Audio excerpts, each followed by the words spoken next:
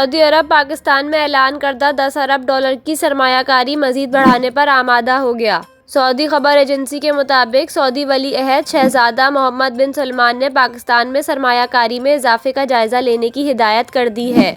खबर एजेंसी के मुताबिक वली अहद मोहम्मद बिन सलमान ने सऊदी डेवलपमेंट फंड को पाकिस्तान सेंट्रल बैंक में जमा करवाई गई 5 अरब डॉलर की रकम बढ़ाने पर जायजा लेने की भी हिदायत कर दी है। सऊदी मीडिया का बताना है कि दिसंबर 2022 में स्टेट बैंक में डिपॉजिट की रकम 5 अरब डॉलर कर दी गई थी। रिपोर्ट्स के मुताबिक सऊदी वली अहद और वजीर आज़म शहबाज शरीफ के दरमियान हालिया रवाबित के तनाज़ुर में ये ऐलान सामने आया है। ख्याल रहे कि सऊदी अरब ने गुज़िश्ता साल पाकिस्तान में 10 अरब डॉलर की सरमायाकारी का ऐलान किया था।